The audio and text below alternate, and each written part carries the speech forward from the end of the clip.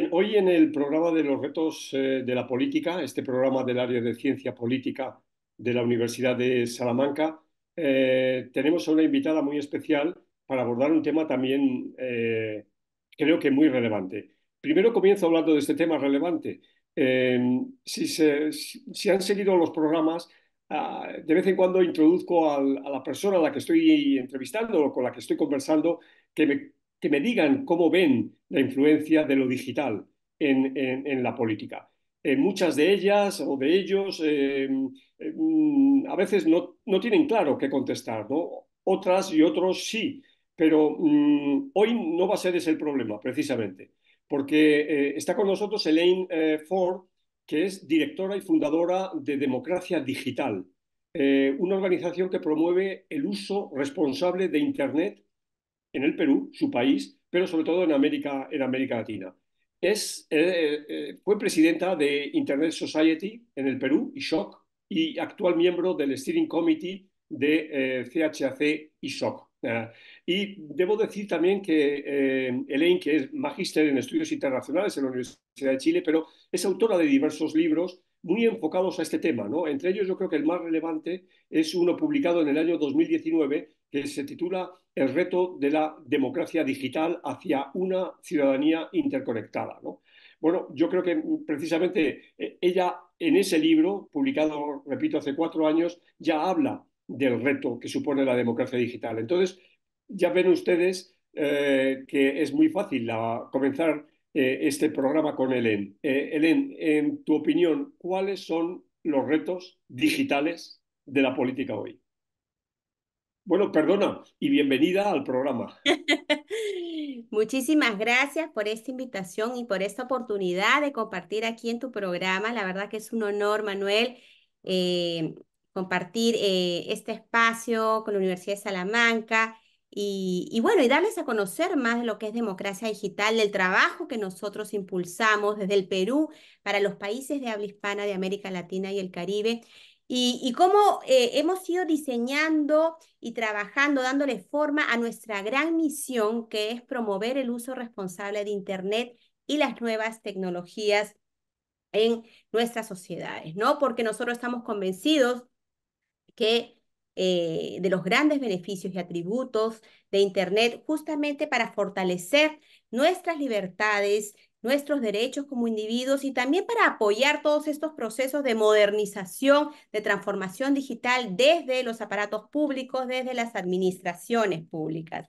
Y en eso hemos estado muy enfocados todos estos años. Democracia Digital ya lleva 10 años y hemos diseñado múltiples líneas de trabajo.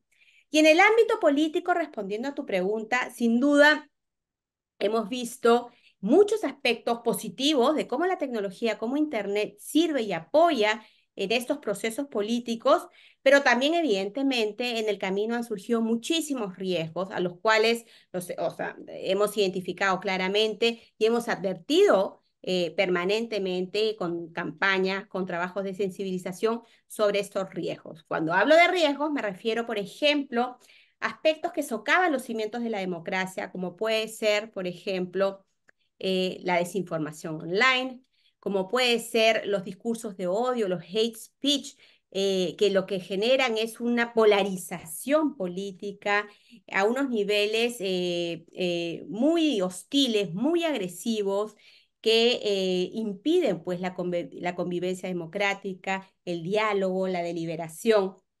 Y con ello también, bueno, se dan otros elementos como el surgimiento de nuevos populismos, que lo vemos cada vez con mayor frecuencia, esos populismos de extremos, ¿no? Que usan las redes, usan todos estos espacios digitales con una retórica explosiva, ¿no? Para justamente atraer más seguidores, pero con discursos que no son los más apropiados muchas veces en espacios de tolerancia, de respeto, que debieran primar en democracia. ¿Y qué soluciones estáis encontrando? Tú hablas de pedagogía, hablas de educación, pero ¿cómo estáis articulando una respuesta para, digamos, empoderar a una ciudadanía que de pronto se ha visto invadida por lo digital? Bueno, excelente pregunta porque sabemos que, por ejemplo, para enfrentar los desafíos de la desinformación online, que sabemos es de gran preocupación en todos nuestros países, en los países que están altamente conectados, la respuesta no es rápida, no es fácil, no hay una sola fórmula tampoco. Entonces, frente a eso, muchas veces lo más recomendable es, por lo menos desde nuestra mirada latinoamericana, es trabajar coordinadamente entre los distintos actores que justamente participan en dar forma a la gobernanza de Internet. Esos actores son, por supuesto, las corporaciones de tecnología que tienen una gran responsabilidad en todos estos procesos. Ellos tienen una gran responsabilidad en generar acciones, en crear herramientas que ayuden, ¿no?, a minorizar el impacto que pueden generar estos problemas en la era digital. También desde los gobiernos es necesario actuar, por supuesto, brindando información oportuna, brindando información que sea oficial, creando canales de interacción con la ciudadanía, abriendo datos para que ésta sea reutilizada, ¿no?, con otros fines, qué sé yo. Entonces, hay una gran responsabilidad también desde los gobiernos. Hay, por supuesto, la responsabilidad desde la sociedad civil, como somos nosotros, donde hemos creado múltiples líneas de trabajo, tanto formando, capacitando, entrenando a gente sobre esos temas, generando mucho contenido respecto a lo que es la alfabetización digital y la importancia de educar a nuestros niños y jóvenes en estos temas, en cómo interactuar en un entorno digital que está en permanente cambio y a su vez que ellos sean responsables para, por ejemplo, no compartir contenido que puede ser falso, que pueda ser engañoso, ¿no? Como para ayudar a detener esta espiral de desinformación. También, por supuesto, otros actores de gran relevancia son el periodismo y los fact-checkers o verificadores de hechos, quienes también tienen una notable labor. Cada vez vemos más en nuestros países comités de verificación de hechos que se crean en tiempos de elecciones o en contextos específicos para de alguna manera frenar este contenido falso que se empieza a viralizar. Desde Democracia Digital te cuento, Manuel, nosotros hemos diseñado múltiples líneas de trabajo. Como te decía, tenemos toda esta línea de formación y capacitación que es muy importante para educar a jóvenes, a ciudadanía en general, adultos mayores, pero también enfocado a actores políticos, a funcionarios públicos que muchas veces desconocen de estos temas y no saben la magnitud, y sobre todo también capacitando a actores políticos, a sus equipos de comunicaciones y a los partidarios, ¿no?, de los partidos para que también entiendan, pues, cuál es la dimensión de estos temas y cómo puede impactar negativamente en su trabajo político. También hemos creado campañas de sensibilización a nivel nacional en el Perú, en donde se muestra este tema desde sus distintas facetas, ¿no? Y dándolo a entender en contextos diversos, es decir, en zonas rurales, en zonas urbanas, con otros matices, con otros aspectos que demuestran esta diversidad y que finalmente la desinformación online es un problema que recae en cualquier sociedad conectada, sea, ¿no?, donde esté, no Sí. importa, pues, si es en la costa, en la sierra, en la selva, o si es zona rural, o si es zona urbana. Entonces, todos tenemos que estar muy bien preparados para ser ciudadanos digitales responsables. Ahora, 2023 ha sido el año de ChatGPT. 2024 va a ser un año con elecciones en países de las Américas muy importantes, sobre todo en el norte, México y Estados Unidos.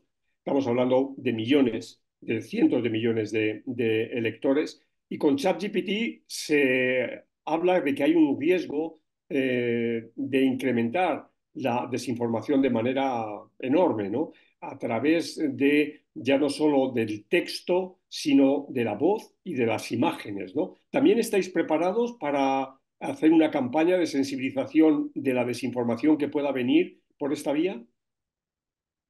Bueno, sí, ahora sabemos, por supuesto, de todos estos riesgos que los he mencionado, cómo pueden verse potenciados, ¿no? A través del uso de la inteligencia artificial generativa, y esa es una gran preocupación que definitivamente nos está dando a todos los actores antes mencionados y a las grandes autoridades globales, ¿no? Ya estamos viendo esfuerzos en otras latitudes justamente para regular o trabajar en estos aspectos a fin de que la inteligencia artificial pues no sea no afecte la convivencia y las bases éticas y democráticas de la humanidad.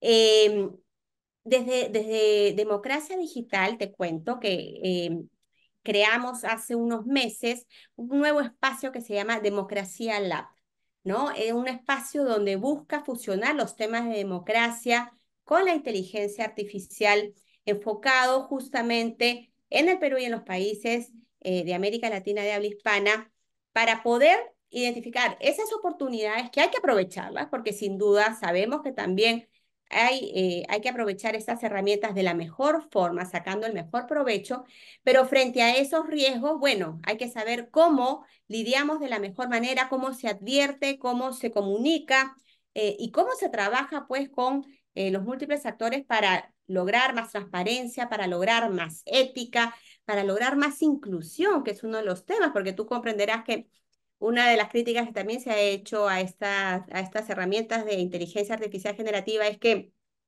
normalmente hay mucha discriminación, hay muchos sesgos, ¿no? Es decir, cuando uno hace una búsqueda, vas a notar una clara tendencia hacia, por ejemplo, el hombre anglosajón, ¿no? Que vive en las zonas nortes del hemisferio nuestro americano, por decirlo así. Y claro, y se deja de lado a esas poblaciones, no sé, más vulnerables o poblaciones minoritarias. Y todo eso debe pues incluirse en estas nuevas herramientas, en nuestra nueva forma de entrenar esta tecnología que viene a revolucionarnos. Helen, tu libro de hace 4 años, que citaba al principio, El reto de la democracia digital, fue un hito en su momento. ¿Qué añadirías hoy si tuvieras que hacer una edición nueva de ese libro? ¿Qué has visto que ha podido suceder a que te equivocaras o que acertaras cuando hiciste tu trabajo hace 4 años? Muy linda pregunta, Manuel. Mira, es un libro que ha servido mucho como introducción a entender lo que es la democracia digital y a comprender cuál es el real impacto de la convivencia diaria con la tecnología, con esa tecnología que está a nuestro alcance. Y es un tema que yo debo confesar, hace 10 años, la gran mayoría de personas, por lo menos en nuestros países, les costaba mucho comprender lo que era la democracia digital al considerarla, pues, algo abstracto, ¿no? Algo difícil de entender. Y yo creo que conforme más personas se conectan día a día, esto es un término que por supuesto ya resulta tremendamente familiar. Yo creo que si habría que hacer una actualización sobre esta publicación que se publicó en el año 2019, bueno, habría que ver los distintos escenarios, ¿no? En ese libro ya advertíamos sobre las noticias falsas, sobre los fake news y sobre algunos riesgos que se empezaban a identificar en aquel momento, pero claro, esto ha ido aumentando y lo vimos con muchísima fuerza, no solamente en contextos de elecciones, sino lo vimos en tiempos de pandemia, por ejemplo. Recordaremos el nivel de desinfodemia que hubo durante el COVID-19 que azotó, ¿no? A toda la humanidad. Entonces, ahí fue una situación relevante que yo creo que prendió las alertas sobre el peligro de la difusión de este contenido engañoso y los riesgos a la seguridad y a la salud de las personas. Entonces, es una mirada distinta de cómo la desinformación online puede ser tan peligrosa, ¿no? Y también lo estamos viendo en los últimos tiempos a raíz, ¿no? de la invasión de Rusia a Ucrania, eh, con los últimos ataques, ¿no? de Hamas a Israel y a su vez esta reacción que ha habido de parte de Israel. Entonces, vemos que también la desinformación que circula, el contenido muchas veces no real, que parece verosímil, pero no lo es, crece con mucha fuerza y somos vulnerables a consumir ese tipo de contenido que es falso, ¿no? Y además caer en esta ola de desinformación. Entonces, son escenarios nuevos, distintos, que nos ha traído, que hemos vivido en los últimos años y que también es interesante analizar y reflexionar y ver cómo, pues, cómo se ha reaccionado frente a ello y qué tipo de respuestas se han dado para enfrentar. También recuerdo que has citado en otras ocasiones otras Ds vinculadas a la democracia digital, otros problemas vinculados a la democracia digital que empiezan por D, aparte de la desinformación. ¿Puedes un poco refrescarme la memoria de lo que dijiste en su momento? Sí, bueno, definitivamente riesgos hay muchos, por ejemplo, todo lo relativo a la deliberación, por ejemplo, el hecho de, de cómo la deliberación en No se pueden democracia. llevar a cabo. Claro, se ve afectada en estos espacios porque no hay una pluralidad de ideas, no hay un respeto y tolerancia.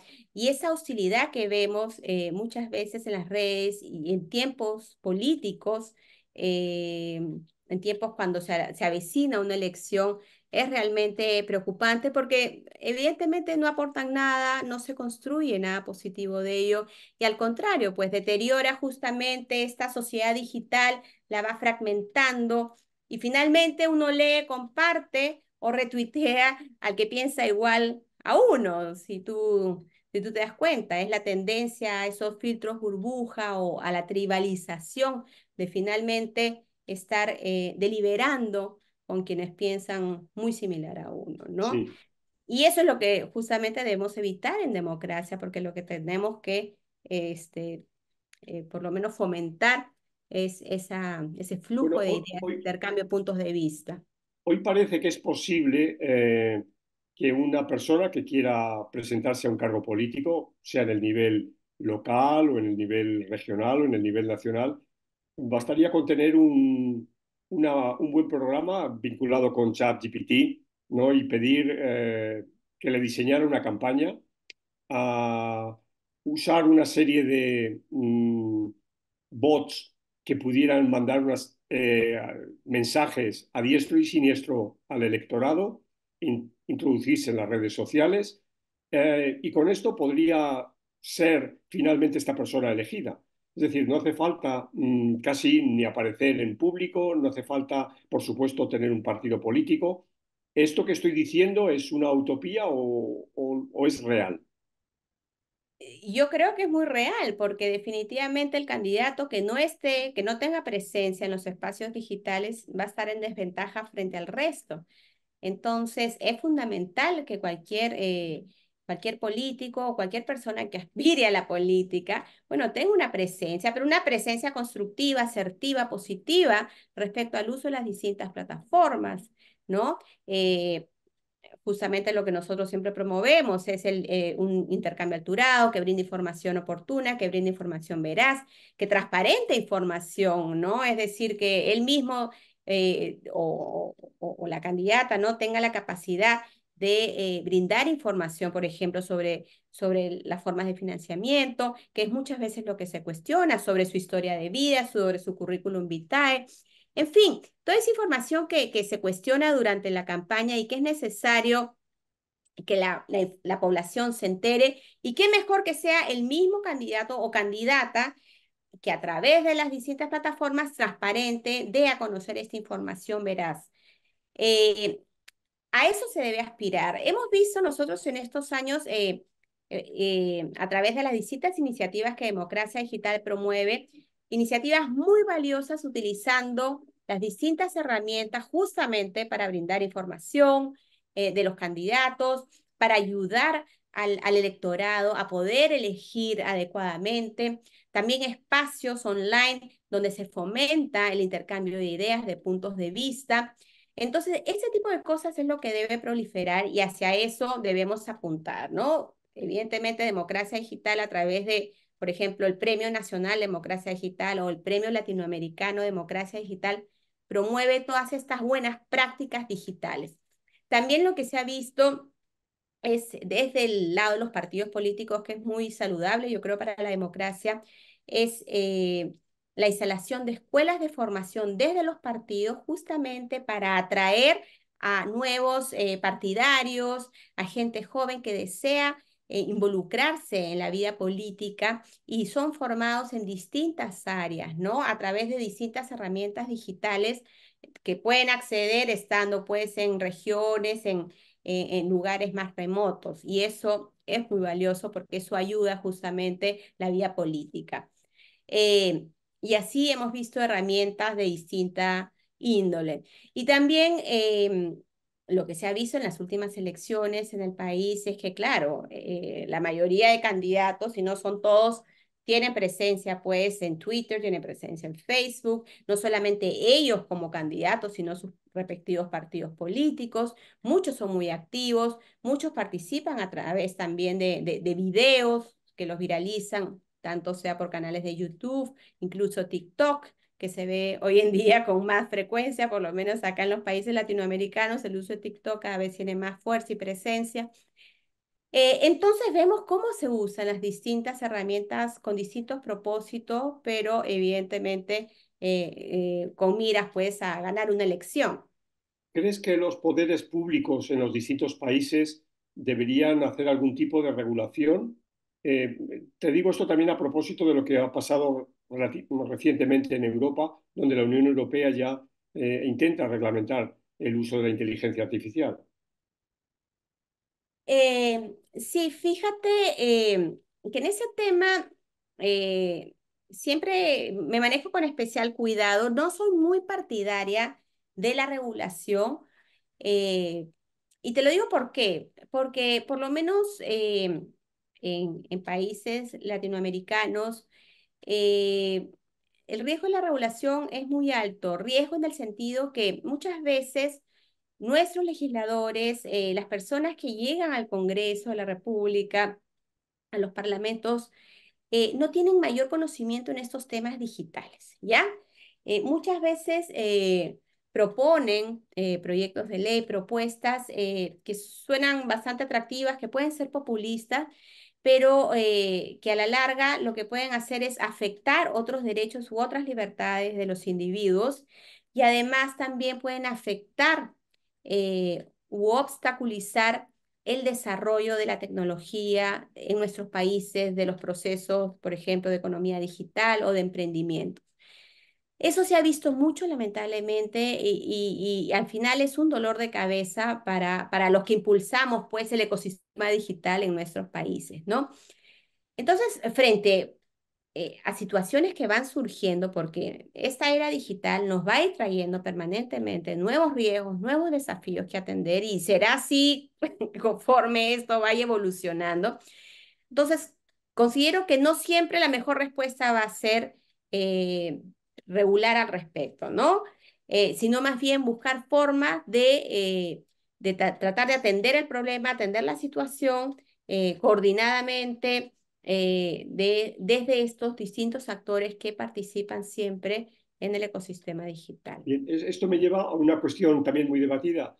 ¿Tú crees que se debe permitir que los niños y niñas que van a los colegios de menos de, no sé, de 14, de 16 años, lleven su celular al colegio? Ay, bueno, ese es un tema complejo, un tema que ya lo veo no solamente como experta, como directora de democracia digital, sino como madre.